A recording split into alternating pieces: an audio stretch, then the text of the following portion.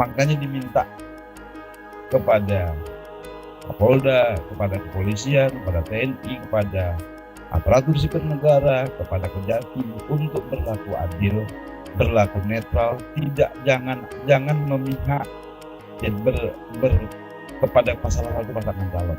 Kalau ini terjadi, maka akan terjadi masalah terhadap demokrasi kita. Ya, itu yang menanyakan soal status ini kan, terutama Pak Bobi yang wali kota Medan, kemudian Pak Surya misalnya ya, Bupati Asahan. Terkait ASN netralitas, jangan lagi kita bimbang dan ragu atau mempertanyakan tentang kenetralannya. Ya, netralitasnya itu sudah sama. Tapi netralitas karena hukumnya ada dan sangat berat. Dan menghimbau kepada seluruh kepala untuk tidak mendukung secara langsung atau tidak langsung kepada salah satu paslon. Ya, apa kabar saudara? ASN, TNI, dan juga Polri dituntut untuk netral dalam Pilkada serentak tahun 2024. Benarkah bisa terwujud? Kami bersama dengan Gerakan Masyarakat Nusantara akan membahasnya bersama dengan para narasumber kita hari ini dalam dialog berjudul Menagih Netralitas Penyelenggara Negara di Pilkada Serentak 2024. Saya Prasetyo dan narasumber kami Pak Ali Bosar Hasibuan, analis pemilu bidang politik dalam negeri dari Kesbang Pol Sumut. Apa kabar Pak Ali Bosar? Sehat Pak ya? Alhamdulillah sehat juga Pak Ali Bosar. Terima kasih. Dan juga kami kedatangan narasumber dari Kaur Standarisasi Subdit Waprov Bitpropam Polda Sumut, Victor Syagian. Apa kabar Pak Victor? Puji Tuhan sehat. Sehat Pak ya? Sehat. Ya, dan tentu saja narasumber tetap kami, pengamat sosial Teguh Satyawira. Apa kabar Bang Teguh? Alhamdulillah sehat Mas Pras. Dan hari ini kita mengangkat netralitas Bang Teguh ya? Siap. Ya, kalau kita bicara netralitas, ini biasanya ke penyelenggaraan negara, karena ini yang diperhatikan adalah sesuai dengan undang-undang yang ada. Kalau ASN itu diatur dalam Undang-Undang Nomor 5 Tahun 2014 tentang peraturan ASN, dan gitu. Kalau TNI Polri ini, TNI ada di Undang-Undang Nomor 34 Tahun 2004 tentang TNI, dan juga Polri di Undang-Undang Nomor 28 Tahun 2008. Nah, kita ke Kesbang Pol dulu.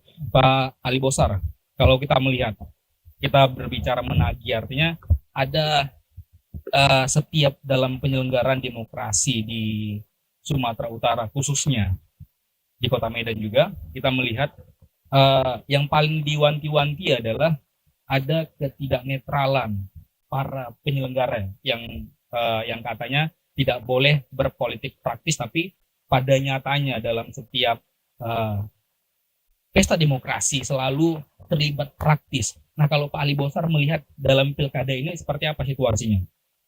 Baik, terima kasih Mas Pras. Terkait netralitas dalam tanda kutip sesuai dengan undangan, saya lihat tadi semacam ada pertanyaan. Iya. Ada kecurigaan berarti, ada positif dan ada negatif. Sebagai analis pemilu, saya melihat terkait netralitas ini sampai saat ini kami Kesbang Pol Provinsi Sumatera Utara selalu memantau, monitoring sampai ke daerah-daerah untuk yang namanya terlibat secara langsung belum kelihatan, tapi ada satu daerah yang sudah ada tindakan dari Komisi Aparatur Sipil Negara merekomendasikan kepada Bawaslu daerah. Saya harus menyebut nama, mohon maaf. Baik. Kota Gede, 11 OPD telah dipanggil untuk semacam klarifikasi ke Bawaslu atas perintah dari PSN. Komisi Aparatur Sipil Negara ini adalah berada langsung di bawah Presiden, jadi nggak usah takut tentang netralitas PNS. PNS ini pasti tidak punya uang dan tidak punya katakanlah semacam jika dia terintimidasi tidak mungkin karena ada undang-undang yang mengikat dia. Ya, pikir sementara itu. Tapi Pak Ali Bosar, kalau kita melihat kriteria netral atau tidak netral ini seperti apa dari ASN, Pak Ali Bosar? ASN sudah jelas dalam undang-undang dan peraturan. Tidak boleh terlibat dalam setiap tahapan, termasuk dalam kampanye atau menghadiri contohnya masa saat pendaftaran, baik pendaftaran ke partai maupun pendaftaran ke kantor KPU dan lain sebagainya. Saya pikir itu contoh yang paling simple. Termasuk untuk pengarahan juga ini dilarang, Pak Ali Bosar ya? Sudah pasti PNS saja. Baik, kita ke Pak Victor dulu. Kalau terkait dengan netralitas polisi ini kan sudah diatur dalam Undang-Undang Nomor 28 Tahun 2008, Pak ya, khususnya ayat 1 dan 2 ini. Polisi tidak boleh berpihak dan tidak boleh berpolitik praktis, Pak Victor ya. Nah, kalau kondisi saat ini kepolisian, jajaran Polda mendekati atau menjelang Pilkada serentak 2024 ini seperti apa, Pak Victor? Baik, Kepolisian Daerah Sumatera Utara, mohon izin sebelumnya saya mewakili dari Bapak Kadif Propam ya. Kepolisian Daerah Sumatera Utara dalam hal menjelang atau pelaksanaan dari tahapan-tahapan pilkada ini telah mencanangkan namanya operasi Mantap Raja Toba 2024 ya. Kalau dari Propam Polda Sumut ya, kami mempunyai tugas fungsi Propam itu sesuai dengan peraturan pemerintah nomor 2 tahun 2003 tentang peraturan disiplin anggota Polri ya, yang isinya pada Kepolisian Negara Republik Indonesia yang bertugas membantu pimpinan untuk membina dan melaksanakan pengamanan internal, penegakan disiplin, penanggung jawab profesi serta memelihara tata tertib ya. Terus perannya agar mencegah agar tidak ada anggota Polri yang bersikap dan berperilaku mengganggu. Pertama, mengganggu investasi dengan mencari-cari kesalahan investor. Itu yang pertama ya. Anggota Polri melakukan pelanggaran mempengaruhi program pemerintahan. Ini termasuk program pemerintahan dalam rangka peningkatan produktivitas untuk transformasi ekonomi dan inklusif yang berkelanjutan ya. Untuk pilkada ini ya, untuk pilkada yang tahun 2024 ini, Propam mengharapkan kepada seluruh anggota Polri yang pertama menjaga netralitas ya, yang kedua tidak melakukan politik praktis, yang ketiga tidak menggunakan fasilitas dinas untuk mendukung dan menguntungkan salah satu calon atau paslon, yang keempat tidak melakukan intervensi baik kepada penyelenggara pilkada maupun kepada calon legislatif, paslon, kepala daerah, serta para pendukung calon atau paslon dengan tujuan menguntungkan pihak tertentu ya. Dalam hal ini, Kapolri sudah mengeluarkan surat telegram Kapolri nomor STR 246 3 Romawi ya, tahun 2022 tentang larangan anggota Polri dalam kehidupan berpolitik. 1. Membantu deklarasi paslon. Yang kedua, hadir menjadi narasumber giat politik. 3. Foto bersama bakal calon atau bakal paslon. 4. Memberi dukungan politik dan menjadi pengurus tim ses dan parpol. Dan juga dalam peraturannya, Polri sudah membuat peraturan terlebih dahulu sebelumnya di Undang-Undang RI Nomor 2 Tahun 2022 tentang Kepolisian Negara Republik Indonesia, yang isinya pasal 28 ayat 1 dan 2. Kepolisian Negara Republik Indonesia bersikap netral dengan kehidupan berpolitik dan tidak melibatkan diri dalam kegiatan politik praktis. Jadi yang dimaksud dengan bersikap netral bahwa anggota Polri bebas dari pengaruh semua partai politik, golongan, dan dilarang menjadi dan atau pengurus partai politik. Yang kedua, anggota Kepolisian Negara Republik Indonesia tidak menggunakan hak memilih dan dipilih ya. Dan juga ada peraturan terikat dengan peraturan pemerintah Republik Indonesia nomor 2 tahun 2003 tentang peraturan disiplin. Di pasal 5 huruf B, dalam rangka memelihara kehidupan bernegara dan bermasyarakat, anggota Kepolisian Negara Republik Indonesia dilarang melakukan kegiatan politik praktis ya, dan terikat juga dengan Perpol nomor 7 tahun 2022 tentang Kode Etik Profesi Polri dan Komisi Kode Etik Kepolisian Negara Republik Indonesia di pasal 4 huruf H. Setiap pejabat Polri dalam etika kenegaraan bersikap netral dalam kehidupan politik. Di pasal 9 huruf D dan F, setiap pejabat Polri dalam etika kenegaraan dilarang menjadi anggota atau pengurus partai politik. Jadi menggunakan hak memilih dan dipilih, melibatkan diri pada kegiatan politik. Ya, artinya Pak Victor, kalau dalam momen pilkada serentak ini yang mengawasi internal ini Propam diberi Propam. kepercayaan, Pak ya? Iya, Propam. Dan Karena sampai saat ini ada tidak sudah kelihatan ada anggota kepolisian yang terlibat untuk berpolitik praktis? untuk saya ini belum ada. Belum ada, Pak ya? Karena sudah banyak kita diikat dengan peraturan-peraturan dan Dan ini juga tidak boleh dilanggar tentunya, Pak. tidak boleh Victor, ya. dilanggar karena kalau dilanggar dia hukumannya sangat berat. Ya, ada hukuman eh, disiplin. Yang pertama teguran tertulis. Yang kedua penundaan mengikuti pendidikan paling singkat 6 bulan dan paling lama 1 tahun. Terus penundaan gaji berkala paling singkat 3 bulan, paling lama 1 tahun. Penundaan kenaikan pangkat paling singkat 1 periode dan paling lama 1 tahun. Mutasi bersifat demosi, pembebasan dari jabatan dan penempatan khusus selama 7 hari dan paling lama 30 hari. Terus ada juga ini sanksi etika dan sanksi administrasinya. Ya, bagi pelanggar sanksi etikanya, pelaku pelanggar dinyatakan sebagai perbuatan tercela.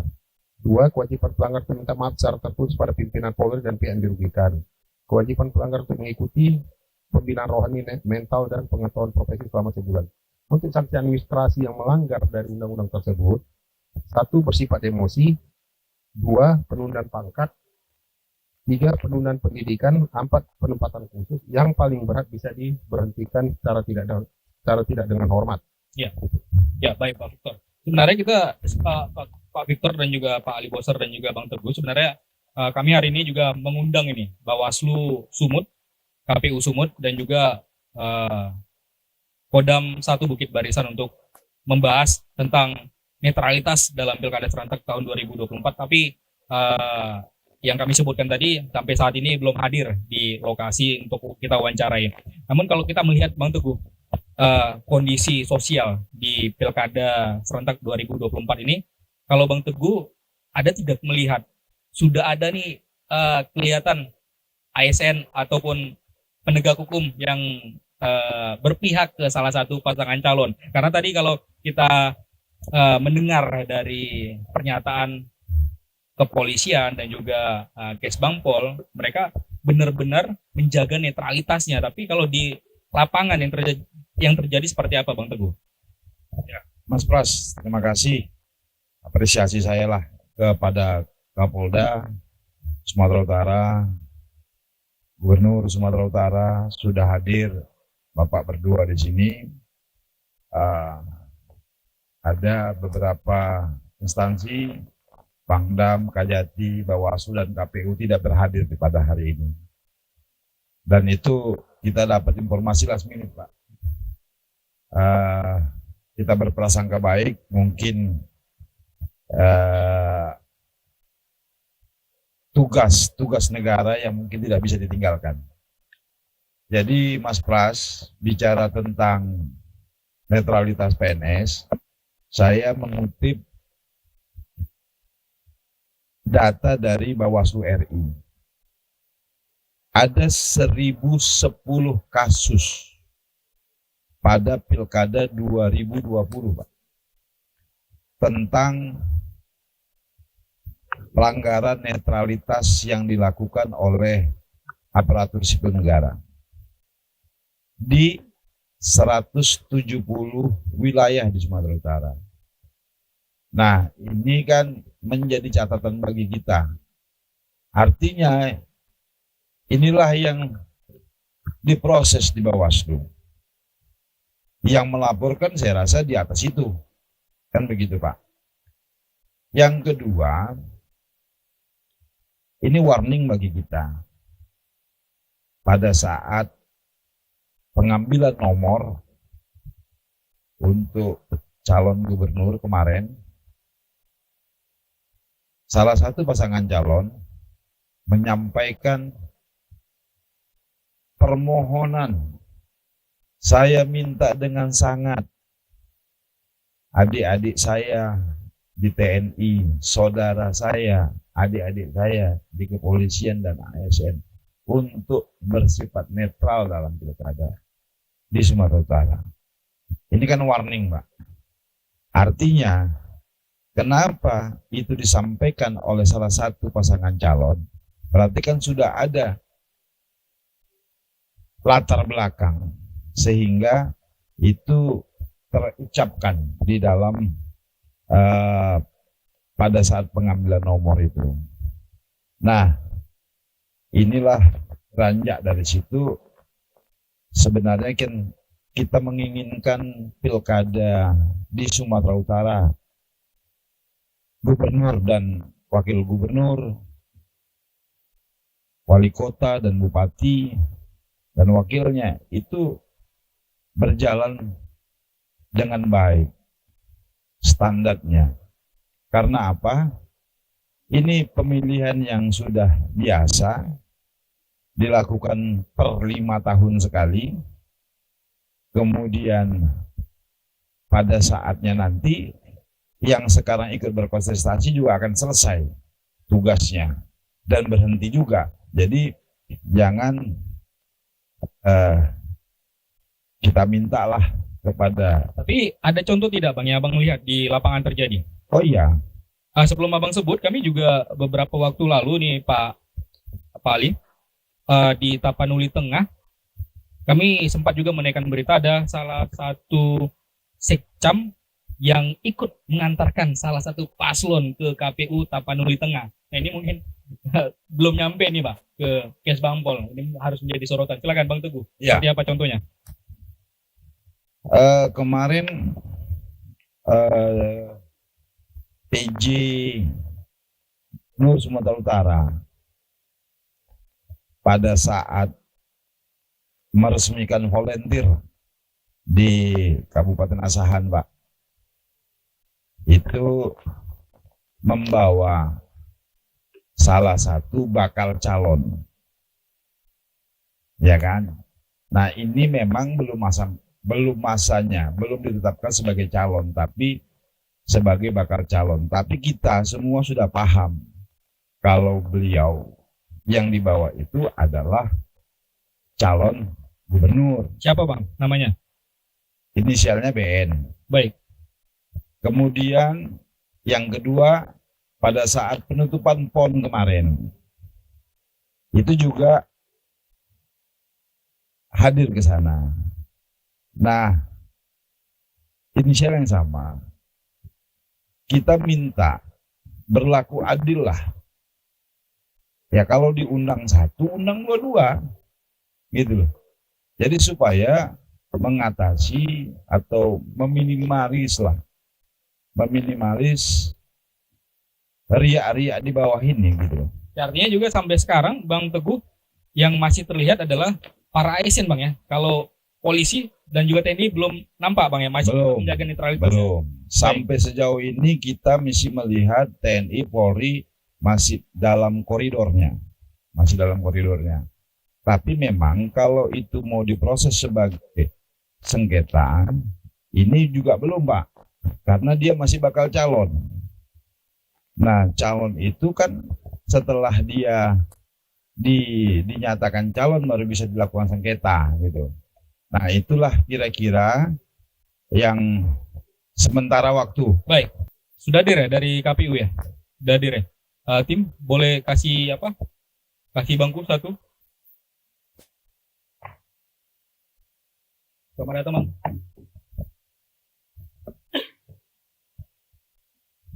Ya, kita lanjut dulu Bang Teguh ya. Pak Ali, kalau dari contoh-contoh tadi, meskipun kemarin disampaikan ada siapa membawa siapa, tapi hanya satu pasangan calon yang bakal calon, Pak ya. Sebenarnya kalau dari pemerintahan atau ASN, ada tidak tindakan tegas Pak Ali? Terima kasih Mas Pras. Saya juga ya lupa tadi ingin menyampaikan permohonan maaf dari Kapolres Bangpol Sumut atas ketidakhadiran karena ada tugas yang tidak bisa diwakilkan, akan diwakilkan kepada kami.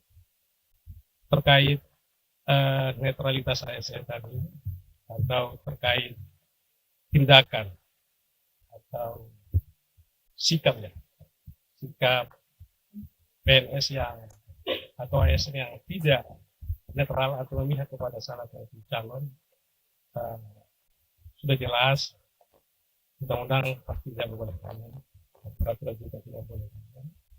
Dan sampai saat sekarang hal tersebut masih terjaga dengan di koridor masing-masing sebagai sosok dari ASN. Jadi belum ada yang terlihat. Saya pikir untuk sementara itu aja.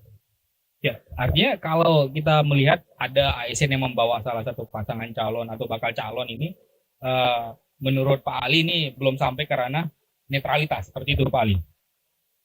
Saya pikir perlu diperjelas dulu ASN yang mana yang membawa salah satu calon ini terhadap suatu acara itu. Baik, Saya pikir perjelas dulu, kami ulangi ASN mana yang membawa. baik. Atau katakanlah jabatan mana, jabatannya atau siapa dia yang membawa salah satu calon tersebut.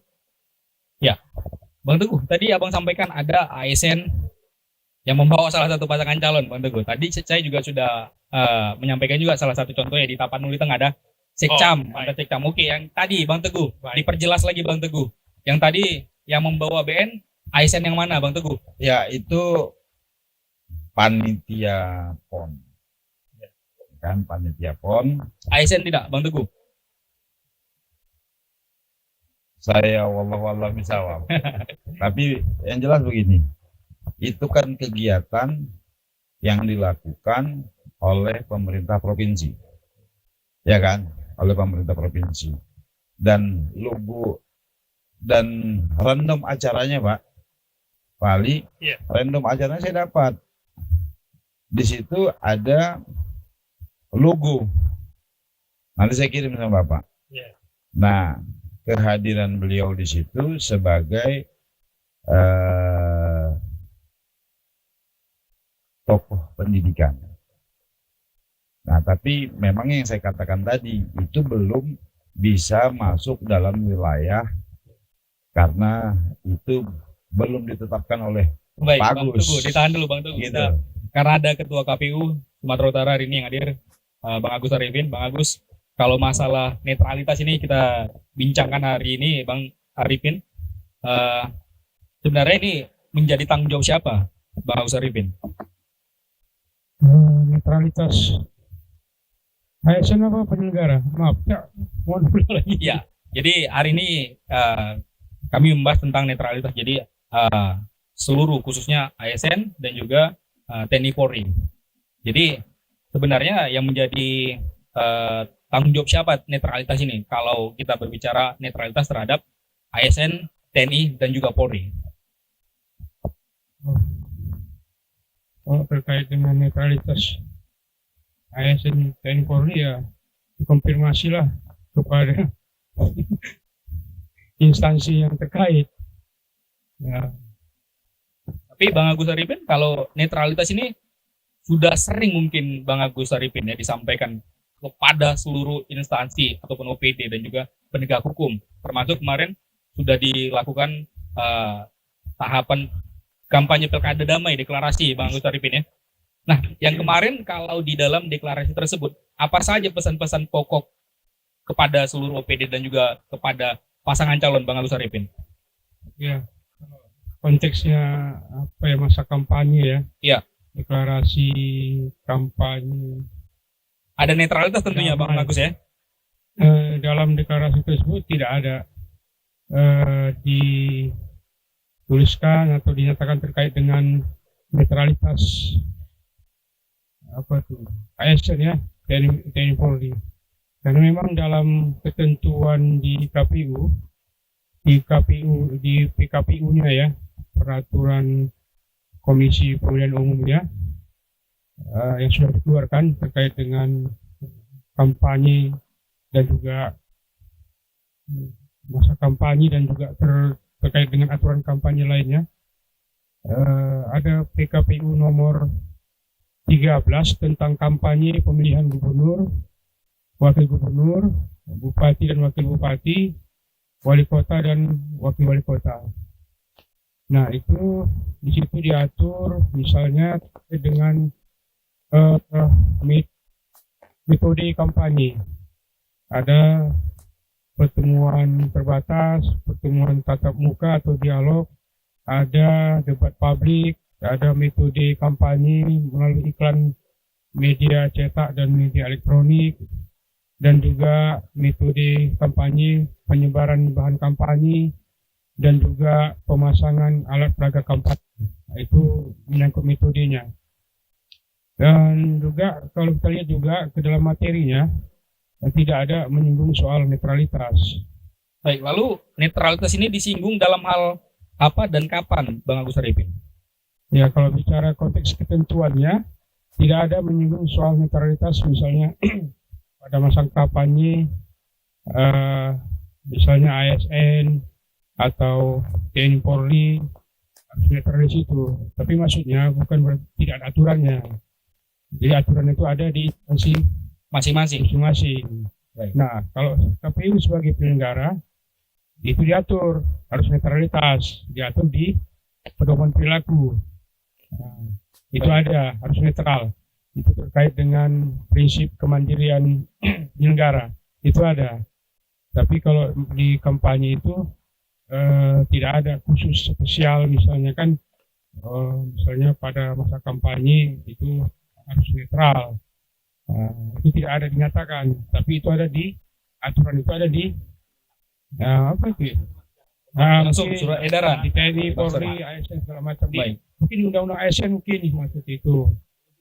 Jadi kalau di materi kampanye ini yang diatur di KPU itu untuk paslon, untuk tim tim pemenangan, tim kampanye, relawan dan seterusnya.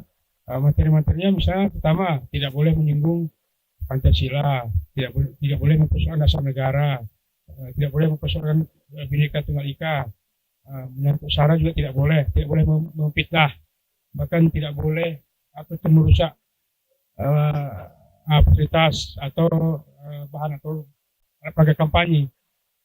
Ya. Jadi tidak ada dia di situ di materi itu. Artinya ini juga lebih fokusnya pemantauan ini dilakukan oleh Bawaslu sendiri. Nah, itu Pak Agus Haripin ya. lebih kepada Bawaslu karena terkait dengan ketentuan yang ada di masing-masing instansi tadi.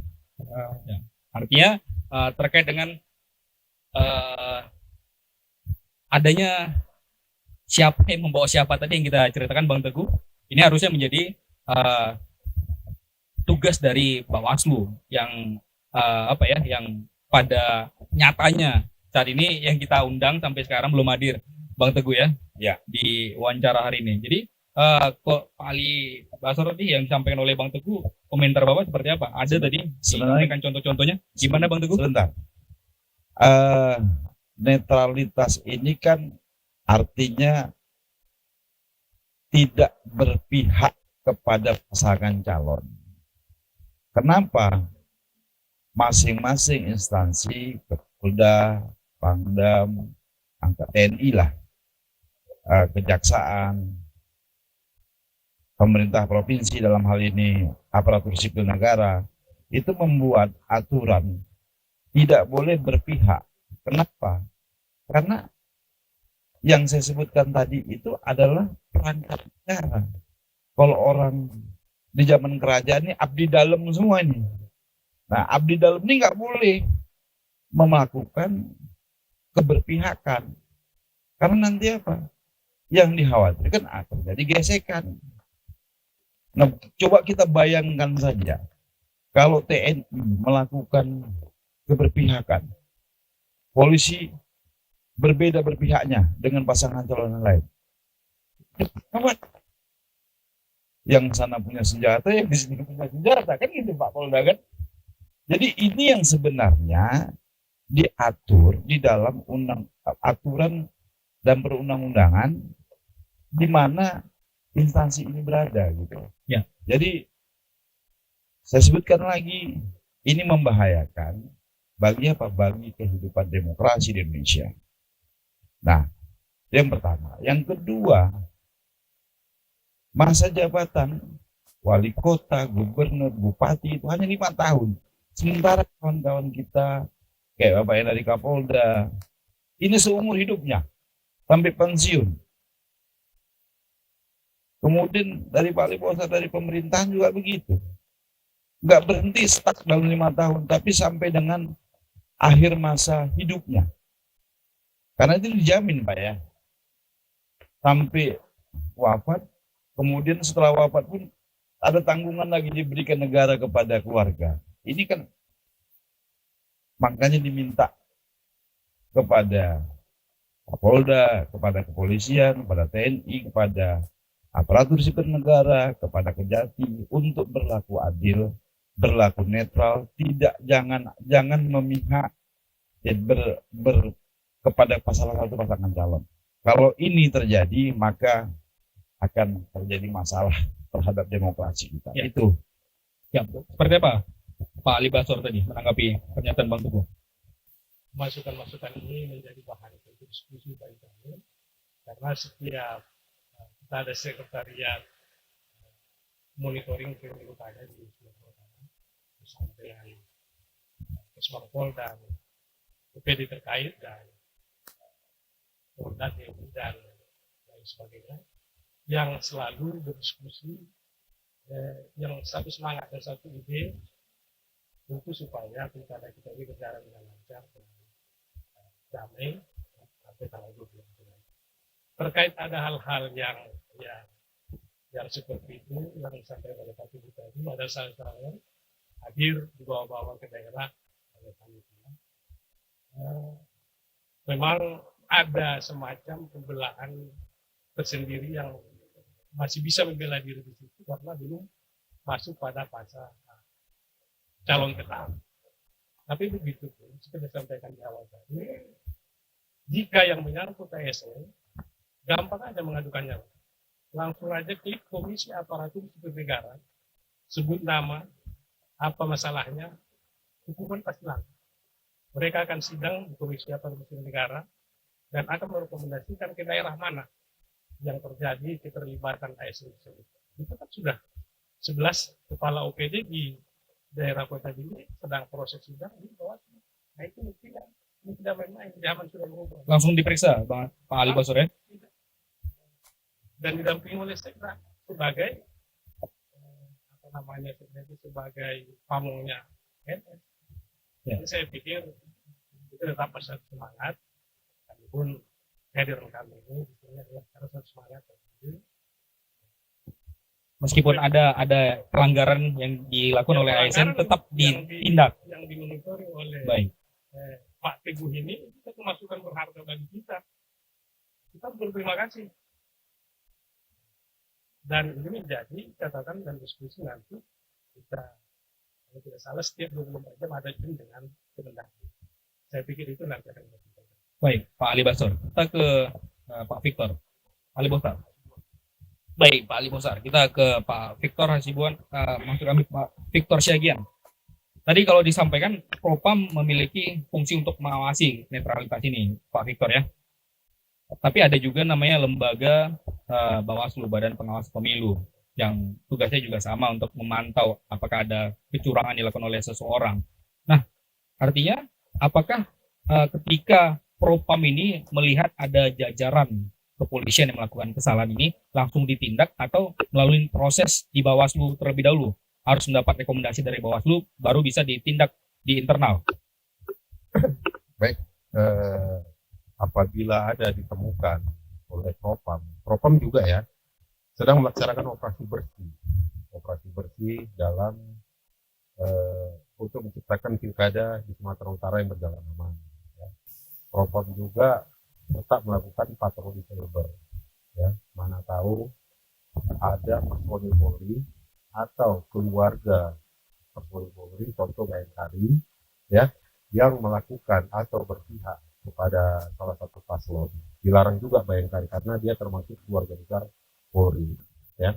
Ada juga contoh misalnya istrinya menjadi wakil atau menjadi wali kota, kepala daerah. Suaminya juga, kalau suaminya itu anggota Polri, suaminya tidak boleh berpihak kepada istrinya, walaupun itu istrinya. Tidak boleh berpihak. Untuk berpihak ini tidak boleh menunjukkan, mempublikasi mengajak atau istilahnya seperti mempublikasikan kemenangan dari istrinya itu, ya kan? karena dia masih terikat aturan, ya. Juga anggota Polri ini sesuai dengan STR dari Kapolri 2657, ya, dalam berfoto juga berpose dia dibatasi. Dalam artian berpose ini sekarang kan sudah pencabutan nomor nih, Iya. ya. Tidak boleh menunjukkan dengan angka seperti foto-foto anak-anak sekarang, ya. Dia cukup dengan 5 jari di dada, seperti salam presisi, dan juga itu yang diperbolehkan, ya, dengan salam komando. Tapi kalau salam dengan seperti anak-anak sekarang gitu kan, face atau sarangeo gitu juga nggak boleh. Jadi hanya salam presisi atau 5 jari di dada dan juga salam komando. Jadi kalau misalnya Propam menemukan hal itu, Propam langsung menindaklanjuti. Tanpa menunggu Tidak ada penindakan Karena- dari Bawaslu. tidak, karena kita sudah terikat dengan peraturan pemerintah dan juga Perpol, ya kan, dengan Undang-Undang Nomor 2 juga tentang Kepolisian Negara Republik Indonesia. Baik, Pak Victor. Ya, kita ke Pak Agus Arifin dulu. Saat ini sudah dimulai, sudah dilakukan pencabutan nomor masing-masing pasangan calon, baik itu gubernur maupun wali kota dan bupati di Provinsi Sumatera Utara, Pak Agus Arifin. Selanjutnya proses seperti apa yang akan dilaksanakan? Apakah apa saja tahapan yang akan berlangsung nantinya sampai di 27 November 2024, Pak Agus Arifin? Ya, terkait dengan tahapan pemilihan yang sudah dilaksanakan ini, ya. Kegiatan yang terdekat kemarin mungkin agak mereview sedikit lah, ya, walaupun tidak dari awal, ya. Iya. Tanggal 27 sampai 29 Agustus kemarin tahapan kegiatan pendaftaran bakal pasangan calon, baik untuk bakal pasangan calon gubernur, wakil gubernur, kemudian juga untuk di 33 kabupaten kota, pendaftaran paslon bupati, wakil bupati, wali kota dan wakil wali kota. Itu tahapannya. Walaupun setelah itu di tanggal 29 Agustus di hari terakhir ada beberapa kabupaten kota yang sampai batas waktu yang ditentukan tanggal 29 Agustus 2024, ya, pukul 23.59 menit ada 6 kabupaten kota yang berpotensi calon tunggal atau melawan kotak kosong. Itu benar, saya masih ingat, ya. Itu kemarin Sergi, Asahan, Nias Utara, Tapteng, Labuan Batu Utara. 5 tuh, 6 udah. Oh ya, ya. Jadi itu di awalnya, ya. Setelah dibuka Kemudian, pendaftaran kembali, masuk lagi kemudian calonnya. ada perpanjangan masa pendaftaran bagi yang berpotensi calon tunggal. Panjang lah, dari tanggal 2 sampai 4 September 2024. Jadi tanggal 30 sampai tanggal 31 itu diumumkan dan juga sosialisasi kepada partai politik bahwa ada perpanjangan untuk yang 6 kabupaten kota, tanggal 2 dan tanggal 4. Nah, di tanggal 4 inilah, di hari terakhir itu di Tapanuli Tengah ada yang mendaftar, dan kemudian di Labuan Batu Utara juga ada yang mendaftar. Nah, kalau disinggung sedikit dinamikanya, kalau di Tapteng itu sampai batas waktunya mendaftar, tapi ada status yang seharusnya diberikan. Ternyata status itu tidak diberikan oleh KPU Tapteng, bahkan tidak menerima. Dalam ketentuannya seharusnya diterima. Setelah diterima, diperiksa, kalau dokumennya tidak lengkap baru dibuat statusnya. Apakah tidak memenuhi ketentuan, tidak lengkap lah, ya, diberi tanda pengembalian, itu statusnya. Atau sudah lengkap, diterima, maka diberi statusnya diberi tanda terima. Nah, kalau di Labuan Batu Utara tersebut, itu dia pasangan calonnya itu mendaftar dan dokumennya diterima. Ya. Kemudian setelah diperiksa ternyata tidak lengkap, tidak memenuhi syarat, lalu dikembalikan, diberi tanda terima untuk dilengkapi dan mendaftar kembali. Tapi setelah diberi tanda terima, kemudian ditunggu sampai batas waktunya tanggal 4, ternyata tidak mengembalikannya. Nah, kemudian ini kan berproses, kemudian ada surat ada juknis dari KPRI khusus untuk Perlu Tengah, kriterianya tersebut untuk menerima kembali dokumennya bagi yang belum diberi status. Jadi mendaftarlah kembali salah satu bakal pasangan calon, dan kemudian di tanggal berapa itu ya, sekitar tanggal 15 ya, 14-15 mungkin. Nah, akhirnya diterima dokumennya lengkap dan diberi tanda terima. Karena sudah lengkap, sudah diberi tanda terima, kemudian langsung mengikuti kegiatan pengusaha kesehatan di Rumah Sakit Haji Adam Malik untuk paslon atas nama Masinton dan Mahmud ya, kalau tidak salah ya. Ya. Nah, jadi itu berproses, dan juga pada tanggal 22 September sesuai dengan jadwal yang ada, baik di tingkat itu jadwal tanggal 22 September tersebut adalah penetapan pasangan calon, bukan bakal ya, penetapan paslon atau pasangan calon. Ini jadwal yang serentak secara nasional, baik untuk penetapan pasangan calon gubernur, wakil gubernur di 8 provinsi ya sekarang ya, 38 provinsi, dan juga di hampir 514 kabupaten kota Indonesia. Itu jadwal yang serentak.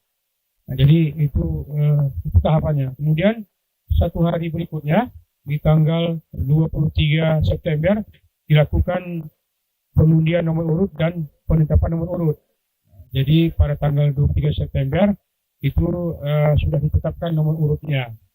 Untuk kita di Sumatera Utara, yang pasti juga diketahui oleh masyarakat, atas nama untuk pasangan calon gubernur dan wakil gubernur Sumatera Utara, nomor urut 1 atas nama Bapak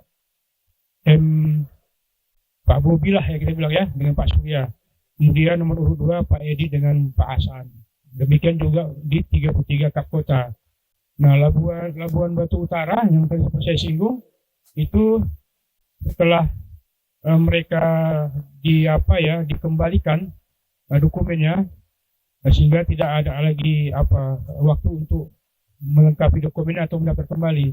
Mereka mengajukan gugatan sengketa proses ke Bawaslu Labuan Batu Utara. Dalam sengketa tersebut kemudian dimediasi oleh Bawaslu Labuan Batu Utara, dimediasi oleh Bawaslu Labuan Batu Utara.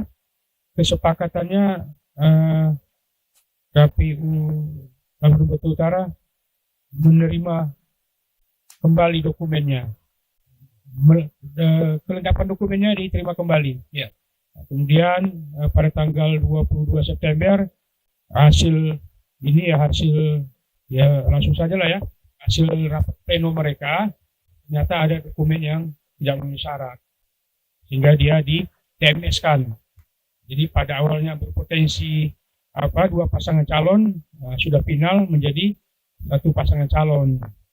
Ya, kecuali ada putusan hukum yang lain kan, ya apakah ini bisa para pihak yang dirugikan mengajukan sengketa kan ke Bawaslu, seperti apalah Bawaslunya kan, karena ini sudah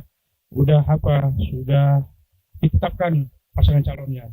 Nah, untuk tahapan berikutnya setelah tanggal 23 penetapan nomor urut 23 September, maka pada tanggal 25 September sampai 23 November 2024 masa kampanye.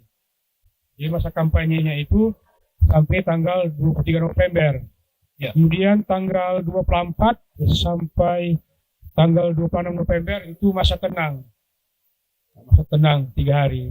Sekalian itu kan kegiatan bersih-bersihkan bahan kampanye APK. Tinggal menunggu nanti, karena ini masuk ke kampanye, Pak Agus Haripin tinggal menunggu masa untuk pencoblosan Pak Agus Haripin ya, Iya. di 27 November. Baik Pak Haripin. Bang Teguh, kemarin kami mengingat di beberapa edisi yang lalu ketika kita wawancara, Bang Teguh ada menyampaikan ini karena kita membahas netralitas. Ada persoalan di KPU Sumut karena Bang Teguh kemarin menyinggung masalah penonaktifan ataupun cuti atau tidak cutinya dari salah satu pasangan calon di Sumatera Utara. Apakah hal tersebut sudah ada tindak lanjut dari KPU Sumatera Utara, Bang Teguh? Iya, Mas Pras, memang sebelum diputuskan oleh KPU itu terkait dengan persyaratan pasangan calon pasal 14 ayat 2 huruf U itu ini terjadi beda tafsir kan. Beda tafsir antara kita yang di luar penyelenggara dengan yang di dalam penyelenggara. Tafsir kita adalah yang berpindah ke daerah lain itu wajib berhenti. Nah, kita turunkan. Kenapa harus berhenti? Karena sesuai dengan kaidah Kamus Besar Bahasa Indonesia itu dijelaskan yang namanya daerah adalah kekuasaan. Kekuasaan dibagi menjadi 3. Ada provinsi, ada kabupaten, ada kecamatan. Nah, itu kita tafsirkan begitu. Kemudian KPU menafsirkan berbeda. Kan begitu Pak Agus ya kan? Nah, ditafsirkan berbeda karena ini masih dalam satu wilayah administratif. Kan begitu Pak Agus ya? Nah, perbedaan pendapat, pandangan ini kan sah-sah saja. Itulah namanya demokrasi. Tapi setelah KPU memutuskan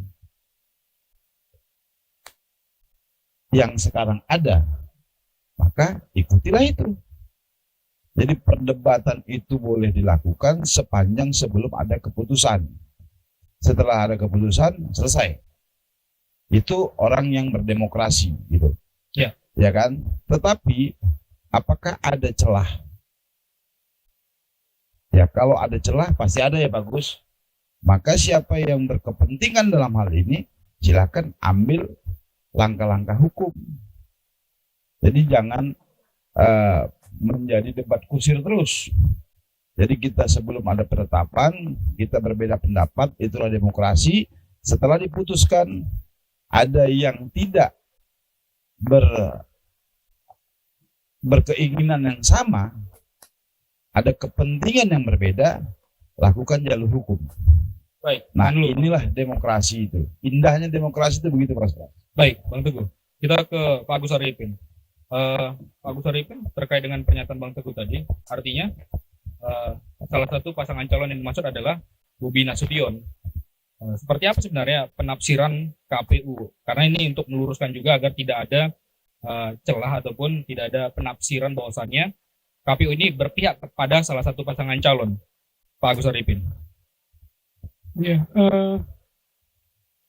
memang situ ada frasa apa ya di daerah lain ya, Ya. harus mengundurkan diri di PKPU. Nah itu tafsiran KPU-nya bahwa di daerah lain itu dalam konteks misalnya mencalonkan diri di daerah yang berbeda. Misalnya dari Medan kemudian mendaftar ke Kota Binjai, atau dari Medan mendaftar menjadi bupati di Asahan misalnya. Nah, itu yang dimaksud dengan mengundurkan diri. Ini daerah berbeda. Tapi, ini beda kabupaten atau iya, beda kabupaten. provinsi? Kalau beda provinsi juga harus mundur. Baik, ini kan dari Medan ke Sumatera Utara artinya kan ada peningkatan, perbedaan. Kalau provinsi kan artinya wilayahnya 33 kabupaten kota. Kalau kota Medan kan hanya 1 kota. Atau seperti Surya kemarin ada di Asahan, 1 kabupaten. Penafsirannya seperti apa? Apakah ini sama atau karena masih dia dikatakan bukan berbeda? daerah yang sama, karena dia naik 1 tingkat ke atasnya. Jadi dia dianggap wilayah administratif. Karena itu wilayah 1 kesatuan wilayah administratif, maka dia tidak mundur. Tapi kalau memang dia daerah yang berbeda, misalnya seperti tadi kan dari Medan ke Asahan atau sebaliknya, itu yang dimaksud dengan harus mundur. Tapi kalau naik 1 tingkat di atasnya itu dianggap satu wilayah administratif. Jadi tidak di ketentuannya, di tafsirnya lah ya, itu tidak ada mundur. Dan kalau dilihat pun dari sampai hari ini kan juga tidak ada dari pihak manapun yang menggugat itu. Tidak hanya di Sumatera Utara, di provinsi lain juga itu ada, tapi juga tidak ada yang mempersoalkan itu. Misalnya kita di Sumut ya juga tidak ada kan surat misalnya dari Bawaslu yang menanyakan soal status ini kan, terutama Pak Bobi yang wali kota Medan, kemudian Pak Surya misalnya ya Bupati Asahan. Tapi penafsiran tersebut berdasarkan ada surat edaran atau ada kamus tersendiri di PKPU? Ya, berdasarkan PKPU tersebut di KPU-nya. Yang maksud dengan daerah lain itu adalah yang wilayah yang berbeda. Baik yang tadi saya sampaikan, atau dari Gubernur Sumut misalnya mau mencalonkan diri ke Gubernur provinsi lain, nah itu yang dimaksud dengan mundur. Ya, baik Pak Agus Arifin, karena terakhir ini waktu kita sudah di penghujung. Kita berikan waktu kepada Pak Ali Bosar. Apa yang ingin Pak Ali Bosar sampaikan kepada masyarakat, khususnya juga kepada ASN, Pak Ali Bosar, terkait dengan pilkada serentak di 2024 ini? Baik, terima kasih. Kami berharap kita satu kesatuan dan semangat untuk bekerjasama mensukseskan kegiatan yang sangat besar ini memiliki kita 5 tahun ke depan. Yang kedua, terkait ASN, netralitas, jangan lagi kita bimbang dan ragu atau mempertanyakan tentang kenetralannya. Netralitasnya itu sudah harga mati. Tapi netralitas karena hukumnya ada dan sangat berat.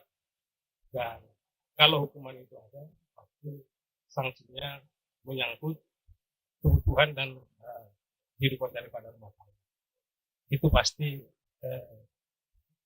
ada undang-undang tersendiri terhadap hukuman terhadap yang tidak netralitas tersebut. Kemudian ini kan tinggal 60 hari kerja lagi, dan tidak terlalu lama kita akan sampai ke sana. Ya, sebagai ASN adalah Kesbangpol Provinsi Sumatera Utara sudah mempersiapkan segala sesuatunya, kesiapan kita kembali ke review ke belakang terkait dana-dana katakanlah semacam NPHD semua sudah tuntas, baik KPU, Bawaslu, Bapak Polda dan TNI, itu semuanya sudah hampir 100% kita selesaikan, itu sudah dilaporkan. Itulah tugas kita sebagai Kesbangpol mempersiapkan tersebut.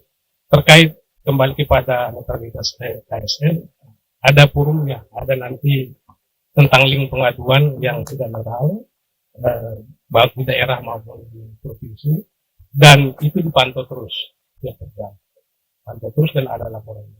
Terima kasih, saya pikir untuk sementara. Baik, Pak Victor Siagian, apa yang Bapak ingin sampaikan kepada masyarakat, khususnya jajaran kepolisian di Sumatera Utara? Baik, untuk jajaran kepolisian, kami dari Propam Polda menghimbau kepada seluruh personil Polri untuk tidak mendukung secara langsung atau tidak langsung kepada salah satu paslon.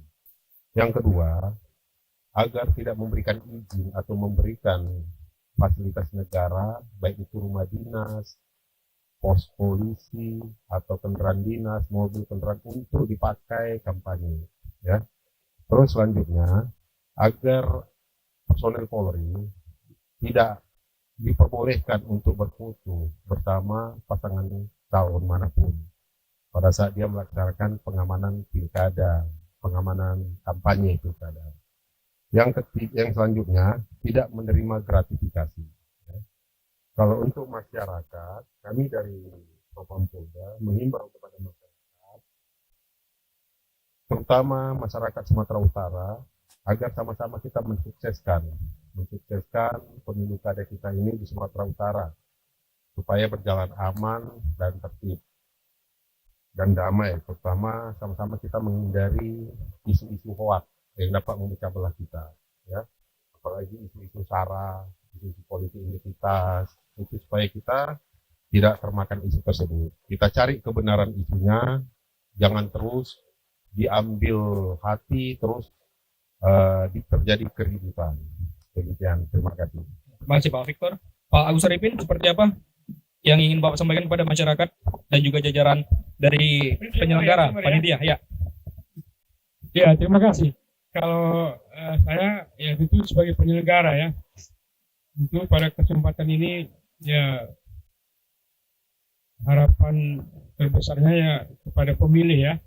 Ini kemarin tanggal 23 September 2023 bersama dengan kegiatan pengundian nomor urut KPU Provinsi Sumatera Utara telah melaksanakan rapat pleno terbuka penetapan DPT daftar pemilih tetap untuk pilkada ya, pilkada Sumut tahun 2024.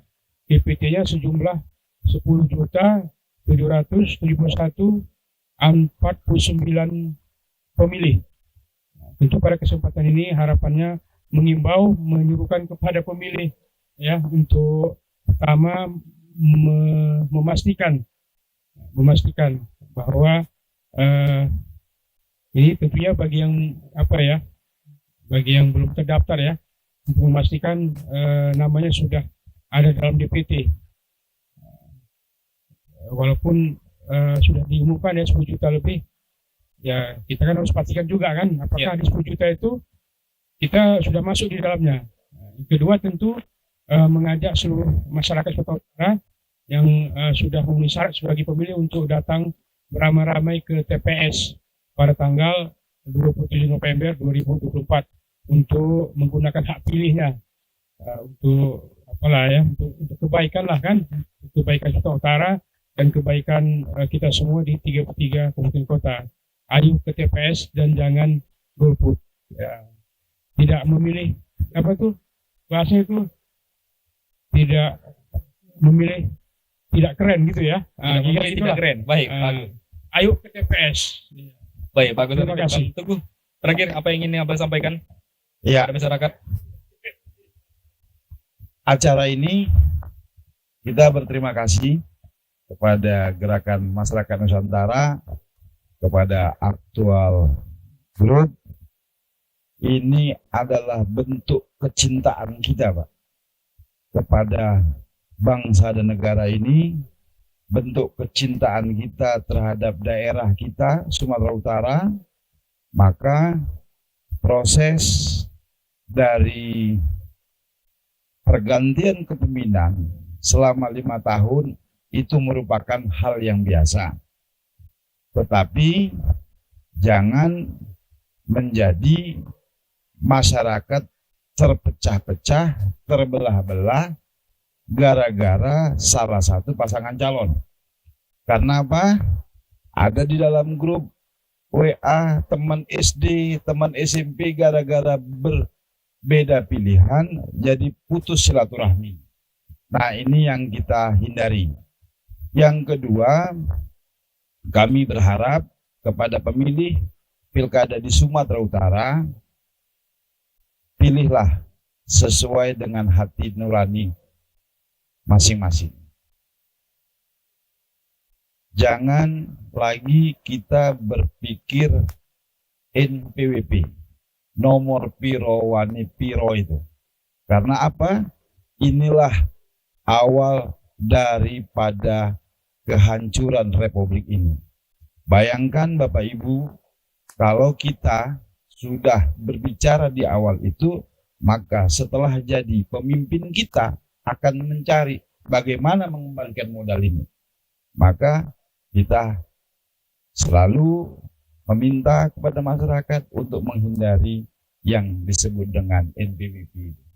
Supaya apa? Bangsa, daerah kita menjadi lebih baik.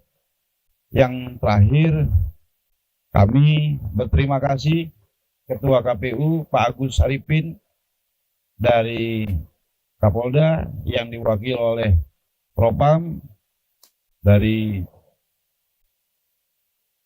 Provinsi Sumatera Utara yang diwakili oleh Kesbangpol. Ini menunjukkan komitmen kita, Pak. Komitmen kita untuk daerah kita menjadi lebih baik.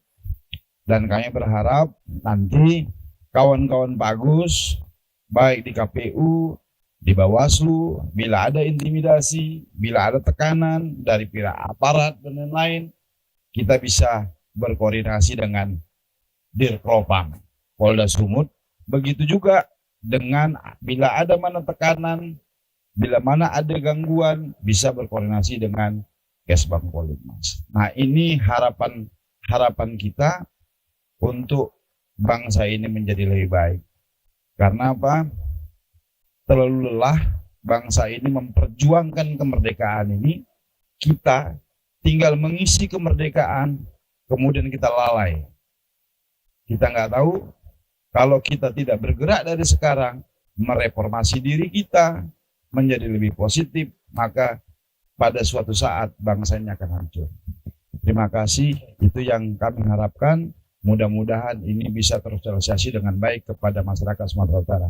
Terima kasih Mas Pras. Baik, terima kasih Bang Tugu Satewira, terima kasih Pak Agus Arifin, Pak Victor Syagen, dan juga Pak Ali Busar hadir di program eksklusif hari ini. Demikian tadi saudara wawancara kami dengan para narasumber terkait dengan menagih netralitas penyelenggara negara. Dan jangan lupa juga untuk mengingatkan Anda datang ke TPS pada 27 November 2024 untuk program eksklusif. Sampai jumpa.